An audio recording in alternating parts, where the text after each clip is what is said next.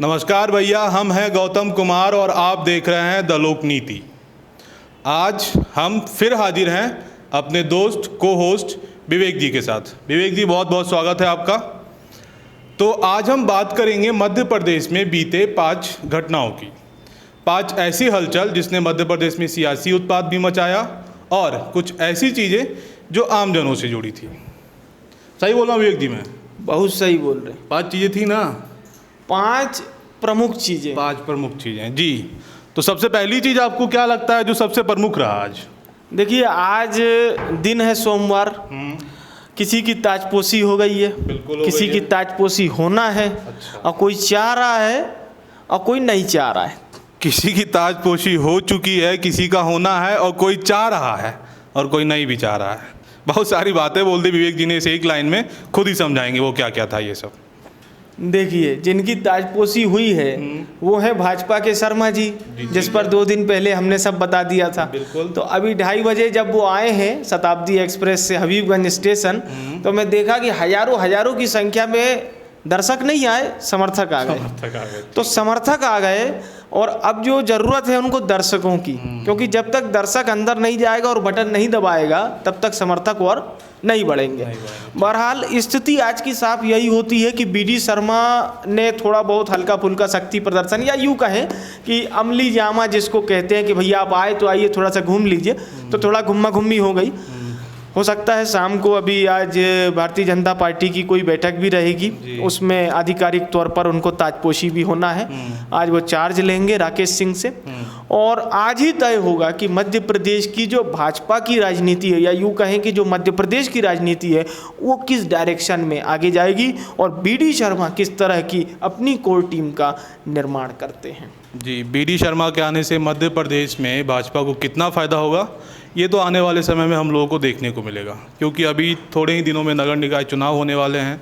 तो उसमें भाजपा का प्रदर्शन कैसा रहेगा, ये बीडी शर्मा और उनकी टीम पे काफ़ी हद तक असर डालेगा। दूसरी बड़ी खबर क्या रही आज की विवेक जी? दूसरी बड़ी खबर रही जय सिया राम हनुमान जी से लेकर। अच्छा। इंदौर के दादा दयालु हैं जी। क्षेत्र क्रमांक 2 से जी।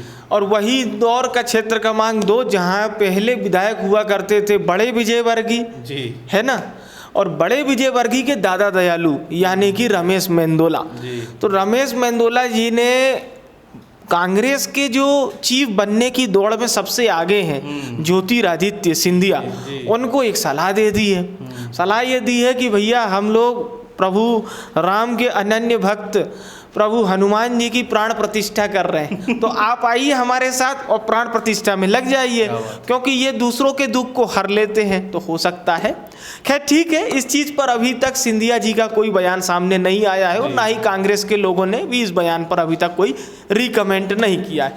लेकिन आज दिन भर ये चर्चा चलती रही, सियासी गलियारे में भी ये चर्चा चलती रही।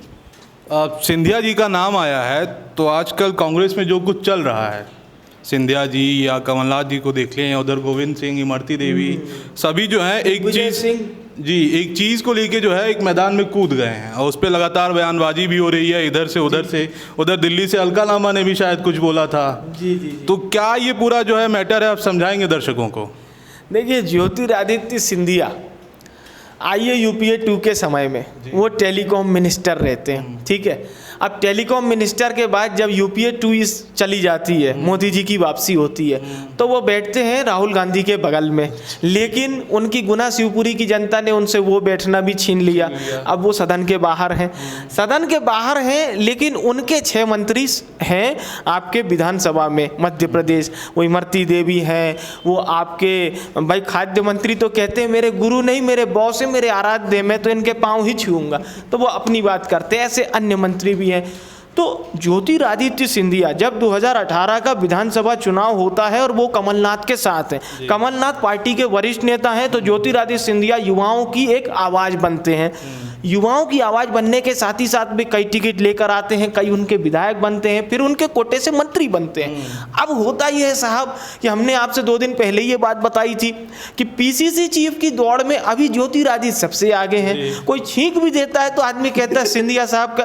तो अब हो ये रहा है कि ये दिल्ली जाते हैं, सोनिया गांधी से पर्सनल मिलते हैं, कोर कमेटी की बैठक थी अभी परसों, आपको याद होगा, मीडिया से जब बात करने का समय आया तो कुछ बोले नहीं है, अपना देखा देखी में निकल गए।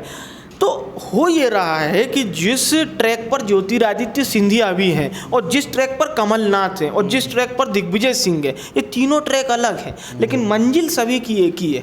मंजिल सभी की एक ही है, बस रास्ते अलग अलग हैं। रास्ते अलग अलग हैं। और सबसे मेन बात ये है कि दबी जुबान में ये नेता जो है, चलिए ठीक है मान लेते हैं भाई कमलनाथ मुख्यमंत्री हैं, उनके हाथ से अगर पीसीसी पद जाएगा तो उनको कोई बहुत बड़ी चोट नहीं पहुंचेगी, लेकिन क्या वो चाहते हैं कि सिंधिया बने पीसीसी चीफ? ये सबसे बड़ा सवाल है। और इस सवाल का जवाब अभी तक ना तो कमलनाथ देते, ना दिग्विजय सिंह देते।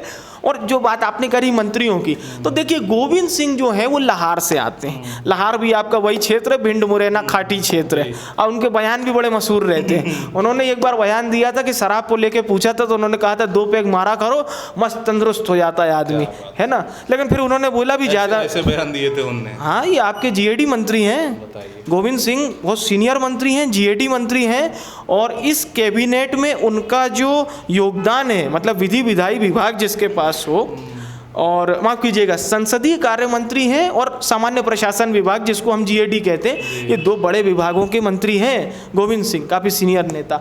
और भी वो तरह तरह के बयान देते हैं। एक बार उन्होंने बयान उलूल जुलूल बयान देते रहते हैं। अब देखिए, इसको उलूल जुलूल हम कहेंगे तो हो सकता है उनके समर्थक नाराज हो जाएं, ठीक है। तो एक बयान और मुझे याद आ गया, उन्होंने कहा कि जो चंबल की धरती है ये बागियों को पैदा करती है, तो कोई इसमें आए तो बागी बन जाए, कोई डाकू बन जाए, कोई मतलब इसका आदमी नाम रोशन करता है जहाँ भी जाता है, चाहे वो डाकू बनना या बागी बनना जो है मंत्री जी को नाम रोशन करने वाली बातें लगती हैं। समझिए आप इस चीज़ को, क्रोनोलॉजी समझिए जी। तो अच्छा, ये इतना सब बीत गया, एक और आज बहुत बड़ा घटना हुआ जी। घटना मैं आपको बताऊंगा संक्षिप्त में। हुआ कुछ यूँ कि कुपोषण को लेके ऐसा बोला जा रहा है भाजपा सरकार के द्वारा कि कुपोषण जो है उसको मिटाने के लिए जो पोषण आहार और मिड डे मील जैसी योजनाएं चल रही हैं उनको निजी संस्थानों के हाथ में दे दिया जाएगा, ऐसा बोलना है भाजपा का। अच्छा, इसके ऊपर जनसंपर्क मंत्री पीसी शर्मा का बयान भी आया है। उन्होंने साफ साफ कहा कि ऐसा कुछ भी नहीं होगा और निजी कंपनियों को ऐसी कोई भी चीज़ नहीं दी जाएगी।